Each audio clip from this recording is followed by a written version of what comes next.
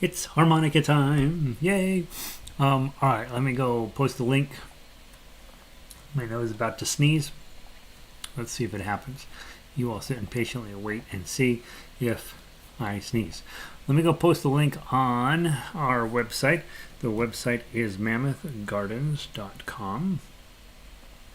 And on the front page, I post our daily schedule along with the weekly sheet music. And then in addition to that, we have a page for the video archives, which is all of the videos we have done since starting this. Basically, every video is exactly the same as the next. And then I have another page called the Harmonica Library, which has all of our sheet music that we use. And then I have a beginner's page, so what you need to buy, what things you need to get started in harmonica, and so hopefully all that stuff is reasonably helpful to you getting started playing harmonica. And today is Wednesday, and we're going to start in 2 minutes if you are watching the replay. Today it's Wednesday. We play Simple Gifts. Mondays we play the scales along with Kumbaya, and then we have a different beginner song each day, and they're good songs, right? A beginner shouldn't be thought of as bad, and each day we've been playing them since the beginning, and then this week my Bonnie Lies Over the Ocean, Pop Goes the Weasel, Puff the Magic Dragon, This Little Light of Mine tomorrow, and Unchained Melody. So we have a couple of good ones, couple of iffy ones there. But overall, pretty nice group. And let's see, what else do I need to tell you? I think that's it. That's the plan for today. We'll wait in just a minute to get everybody in here. Let me go post on Twitter while we're waiting for that clock to kick over. HTTPS Mammoth Mammothgardens.com. Patience. Click here. And we're using the blonde-haired girl as our advertisement today. And she's lovely. She thinks harmonica is cool. And you should think it's cool too. All right, let's see. Okay, let's see.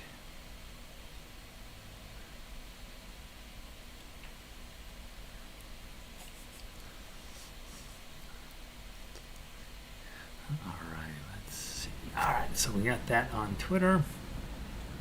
And Diana's made it in. Good afternoon. Another hot day. I know I was out. I have had a kind of a worthless day. I've been doing a little bit of computer work, and I've been doing, went to the gym. And I was just out just long enough. I had to walk all over campus because today, so you park in one corner, you walk 47 miles to the gym, then you walk out of there feeling like somebody hurt you, and then you walk half a mile to the Starbucks because if you don't, you'll die, and then you walk another, 112 miles over to where you pay the tuition, and then you have to walk all the way to the other end of campus to pay for your parking pass. I buy a parking pass. I was going to ride the bus. The bus goes right in front of my house every single day, multiple times a day, and I was going to ride the bus, and it takes you, if you ride the bus, it takes you to the university directly. So I thought, I'm going to ride the bus, and when I started going back to school, and so I go on the bus 4 times, I think, and about the 4th time on the way back, some dude, he was huge, came on the bus, middle of COVID, comes walking back the aisle, sits right next to me, pulls out his lunch, starts eating it, and you're supposed to be wearing your mask and social distancing and all that stuff, and then he's coughing and coughing and coughing and sneezing and making all this fuss over there, and I thought, I'm not riding the bus. I don't even know what he's got, but I don't want it. And so that was the end of riding the bus. And so now I pay for a parking pass, and I do this thing, right? So you drive down there, park in the parking garage, which is fine, and then you have to walk all over campus, and that tells you how hard my life is. We should all have such a hard life, right? Anyway, it was pretty hot today, and makes walking around outside really not the thing you want to do. I'm not an outdoorsy guy under the best of circumstances. Growing up, we didn't have to. Dad took us out to the mountains every single weekend. We were always outside, and I think that was so that he could let nature supervise us or something. But since that time, I've like, okay, as long as I have a Bic lighter in the forest, I'll be fine. I can survive, right? I've even learned that if as long as I have my car and a pencil, I'll survive. But really, I don't have a lot of interest in being outside.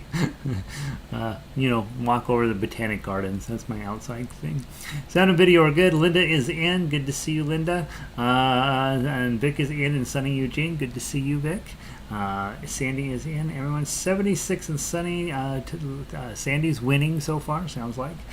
73 and cloudy. Linda will take that, right? So it's cloudy up in the northwest. It's in the summertime. It's not that cloudy there. So we're there. Let's see. And Diane said FWP. I think that stands for something. I have no idea what that means, Diane. All right, let's play Simple Gifts. Simple Gifts. QRS. Simple Gifts. Simple gifts. By the way, I'm meeting with my guitar instructor tomorrow, and I'm supposed to have my scales put together. So I've been busy madly finishing up the scales for the guitar site. So I will see if I get it finished by the end of the day today. But they're not as fun as they tell you in music school. They're like, oh, scales, and you're like, ugh. First world problem. Yeah, that's. I am the poster child for first world problem. I really have to make up a dramatic story about my problems. FWP, I like that. I'm gonna remember that. Okay. What did I tell you? Oh, I was telling you about scales. I don't know. Over at the school, they act like scales are important. Okay. Simple Gifts. 2 times through. Blow 6 and a 3-beat countdown. 1, 2, 3.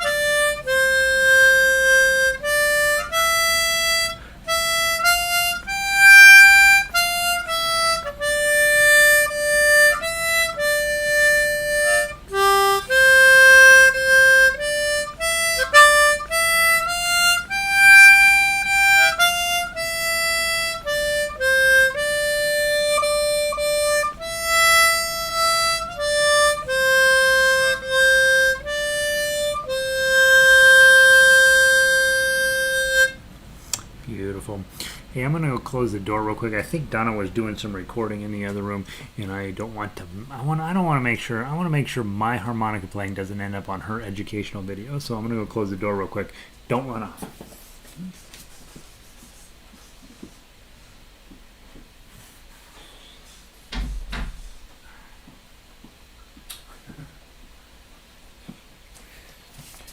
She should be recording videos about how to play harmonica. That's what she should be doing, right? All right, let's see. Hey, Robin made it in. Good to see you, Robin. Let's see. All right, so there we go. All right, my body lies over the ocean. So, M's probably, right? My body lies over the ocean. All right. Again, we talk about this all the time. You're going to be blowing chords here. Measure 17, 4, 5, and 6. It's not going to matter which holes you actually blow through. You're going to get a C chord. Those are all C chords except for the last note. The draw ones are the ones that matter. And so getting it into 5 and 6, that's your F chord. Okay, so that's what's going on there, is you're drawing an F and an A. When you draw -5 and -6, those are F and an A, makes a partial F chord. And when you blow 4, 5, and 6, or really any 2 notes or 3 notes or 4 notes or all 8, 10 notes, it's always a C chord, because you're blowing a C, E, and G, sometimes multiple versions of the same exact sound. That's how the chords work. And you'll notice in there are G chords in here, but those are way down here on the harmonica, so I didn't put those G chords in. Plus, they don't fit in the song, right? Bring back my Bonnie to, right? So you're playing melody that whole time, so you don't have time to squish in any chords there. We won't play any G chords. We just play some C chords and F chords. It's kind of fun. 2 times through. Let's not play all 3 times. 2-beat count in. Blow 6. Remember, the second time you jump at 31 to 33. And I think that's what you need to know. Oh, Jan made it in. Hey, Jan, for some ensemble fun. Grab your ukulele, grab your guitar. C, F, and G are ukulele centric chords. So a lot of times, if you're playing with a harmonica player, you're just thinking, all right, it's in 3/4. C, C, C, F, F, F, C, C, C, and it's going to be great, right? Or if she's being fancy, she might do some finger plucking activities. She can play the ukulele tab on this one, and the whole entire song is there, so she can play it right with it. It's a really good practice. Those of you guys who do ukulele, it's really good practice to try to play tough uke along with whoever's doing melody. It's really hard. I'm usually not very successful at it because it's not really designed like that. The real thought process behind ensemble play is everybody's going to have an easier part, but together we're going to have this amazing experience, right? All right, let's give it a try. Just 2 times through. From the top. 1, 2.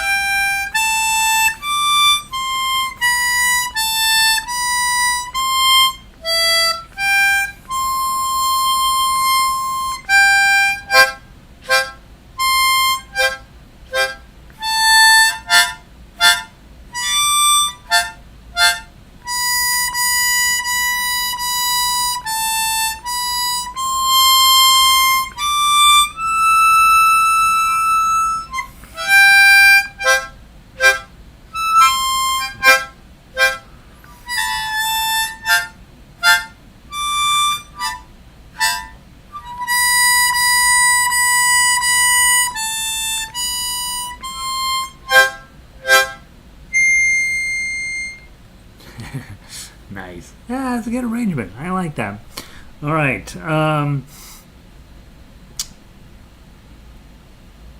I have no further comments on that song. Nice job. All right, let's go on to Pop Goes the Weasel. No, P. Pop Goes the Weasel. My note says 3 times through. All right. Here again, C chord, G chord, and there should be an F chord. Yeah, there's an F chord down there at 7 and a G7 chord to finish up. One of the things to pay attention to in music, it's not so important on harmonica, but it is on other instruments. A lot of times in folk music or popular music, the chord right before the last chord, in this case C, will be a 7th variety of whatever the 5 is. So in this case, the song's in the key of C, C, D, E, F, G. You're going to see F and G's probably in that song. If you're in the key of C, very likely you're going to see F chords and G chords. This helps when you're arranging too, because you're like, it's pretty unlikely that I'm going to see a C sharp or A flat or that kind of chord in this song. If I'm in C, I'm going to see an F and a G almost certainly. Those are going to be main chords that show up a lot. And a lot of times we'll switch out that G chord for a G7. You'll see in measure 3, we stuck with the G chord. Measure 5, we're sticking with the G chord, hanging on to that G chord. But as you get to the end of the song and you're ready to create some tension to finish the song, you switch it out for a G7, which has a lot more tension in it, and then you will end up with a really nice nice resolution to that. So it's interesting to see how many of these songs that we go through and you look at the chord right before the last chord, and it's almost, not almost always, but a lot of times it's the 7th chord, and it's this 5, it's the 5th chord in the series, and it's a 7th version of that.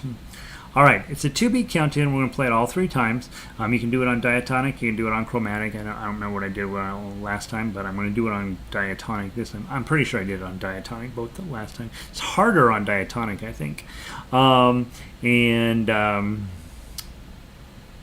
let's see how we do. When you're in 6/8, you're thinking really in 2 beats per measure.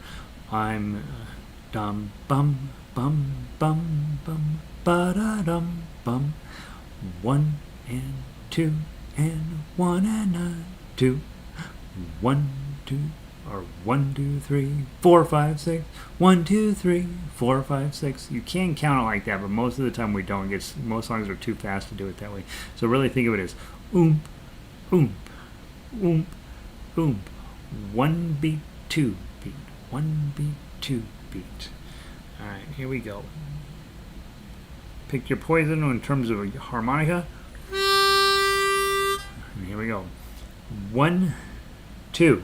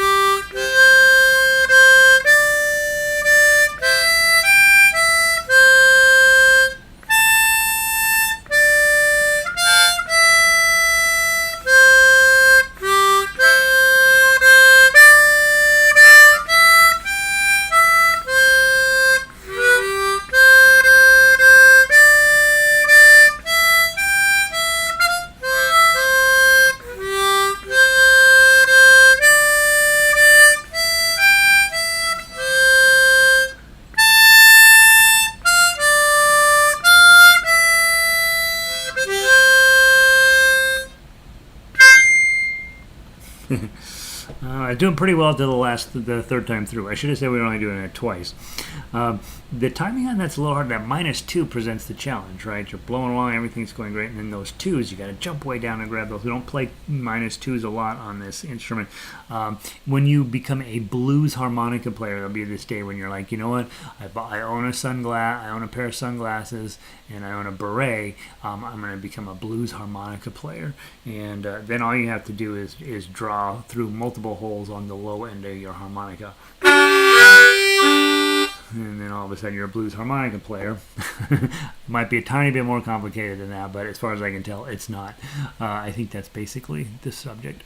All right, tomorrow we'll grab Puff the Magic Dragon, and tomorrow's Thursday, right? So we'll have wrapped up the week almost. And so let's switch over to your chromatics and see how those are running today. Let's grab this little light of mine.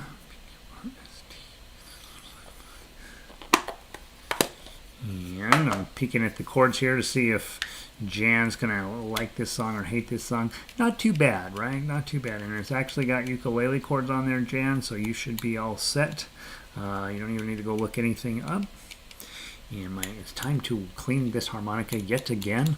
It's getting where you can hardly move the slide. Clean this thing pretty regularly, but I don't know what's going on. All right, here we go. 4-beat count in. We play it 2 times through, from the top to the bottom, and then the top to bottom again. And notice here again, we talk about, in just the last song, it says, check the chord right before the last chord. Here again, same exact situation. You got a C, and you got a G7 is the chord before the last chord.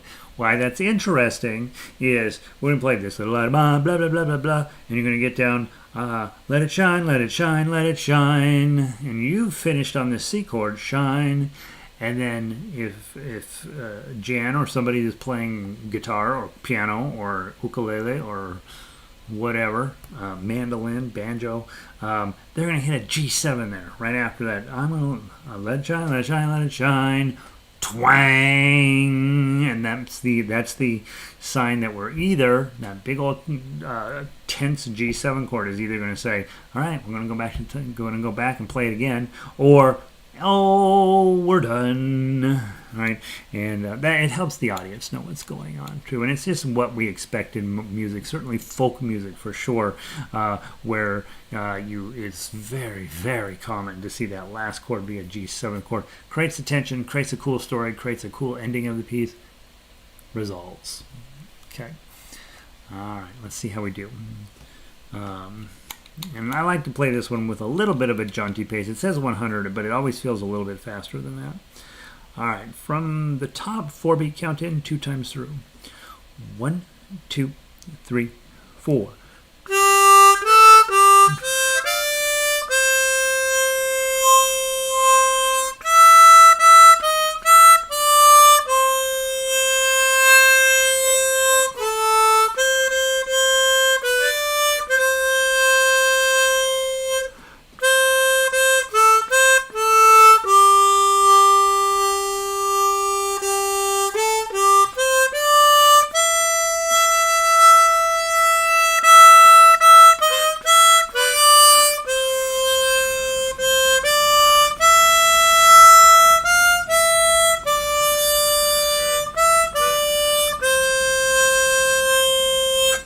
G7, 2, 3, go.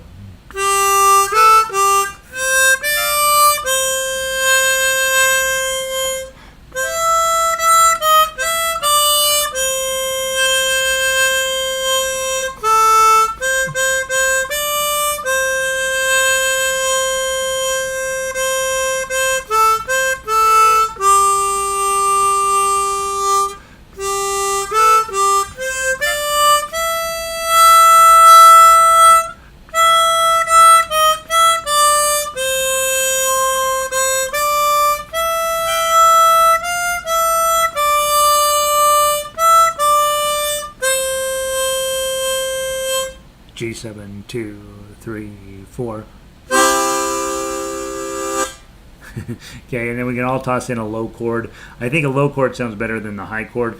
Again, with this instrument, it's exactly the same as the other one in terms of blowing the C chord. No matter which hole you pick,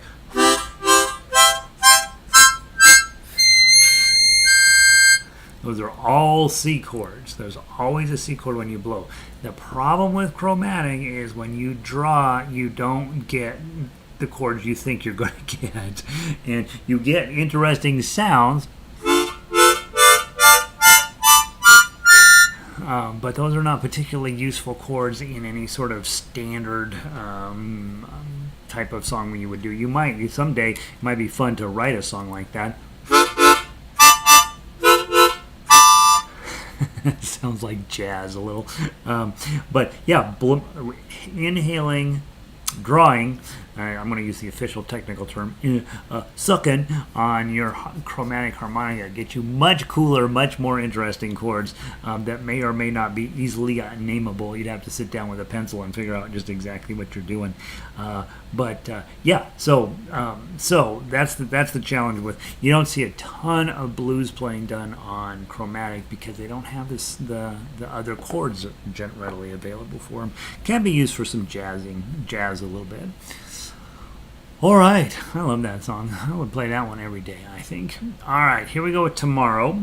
And Tomorrow is a mess, right? So, Jan, if you're on chords here, I would recommend just play the thing that you think you know. You know your C, you know a C chord, you know an F chord, you know an E minor chord, you know an A minor chord, F, G, 7, those chords you know. And then all of a sudden you get to measure 9, C minor, A flat, B flat, E flat. Those are not particularly ukulele friendly chords, so that might be a place where you just sit out and just let things happen, right? Let the harmonica player take over. And I have found that I think the timing on this is very challenging. I think it's very much set up for a solo piece. It's okay with you will all do fine in ensemble here, but it will not necessarily be the prettiest thing that we ever do. Several pieces to remember. There's 5 beats in measure 4 and 5 beats in measure 8. So you've got to count those correctly to come in correctly. And then we talked about it last time. At the end of measure 15 into 16, that's a great place to build volume, to go from mezzo, what you normally are playing just mezzo, they're playing just medium, right? And then when you get to middle of measure 15 into 16, to go up to forte, to really put some energy behind "Come What May," right? And then you can dial it back just a little bit. But I think generally speaking, that's a great place to practice, being louder. We don't talk about it nearly enough on a harmonica, but harmonica is not great at dynamics, but you can definitely do them. If you're blowing let's say you're blowing a 4,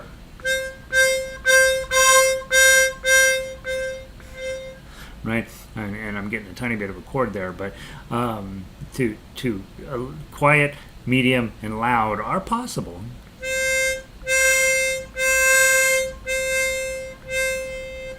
Not exactly easy, and not like other wind instruments. Some wind instruments can be super quiet and super loud, and you can do a little bit of that with this instrument. This instrument wants to be loud. That's the idea behind it, and one of the ideas behind it. Okay, here we go. Let's get interestingly, and I apologize, I just keep finding new things that are fun to talk about. I'm talking to Jan about, okay, just play your regular chords. Don't worry about the major 7th. Don't worry about the 7th, all this weird stuff in there. Just play regular chords. Then when you get to measure 9 and the chords get super weird, don't worry about playing at all, really. Just, sit those out. Maybe she knows B. I know for sure she knows C minor, B flat. A flat is a little more complicated. E flat we went over the other night in orchestra, but the chords get really intense right through that section. And then you'll notice in our part, this harmonica part, all of a sudden you've got all this button pushing to do, right? And so that tells you right away that's a section of the song that's significantly different than the rest of the song, and so probably a place where the playing is going to get a little more challenging, and probably a whole lot more important. The sheet music, I think, are always helpful to talk about and think about. All right, 2 times through from the top, 3-beat count in. 1, 2, 3.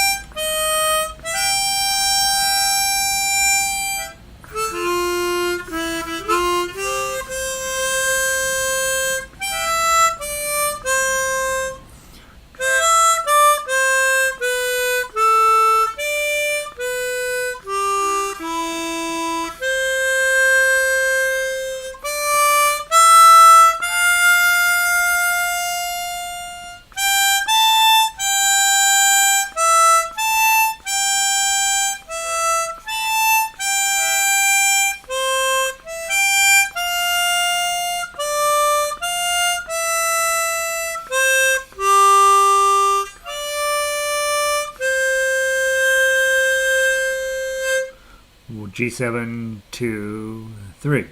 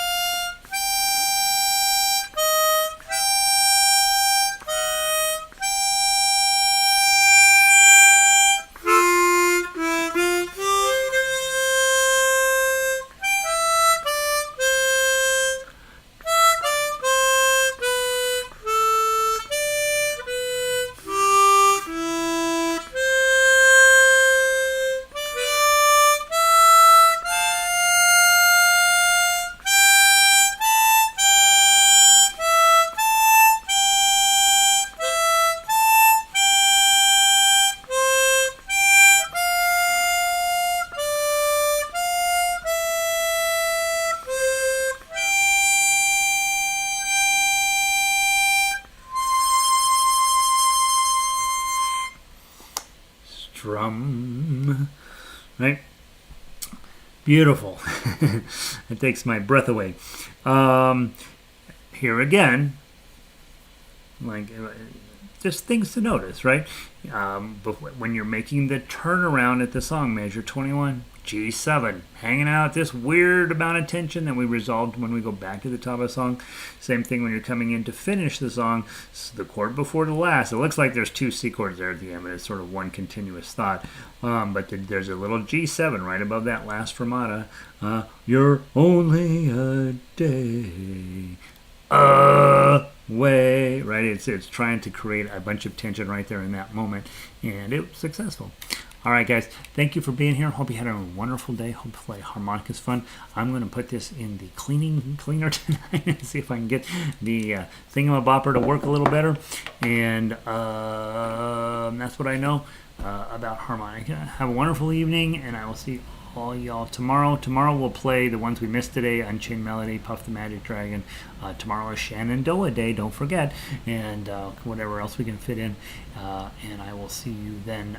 If you want to learn how to play guitar, tonight is guitar night, so come hang around the Denver Guitar Orchestra. Peace.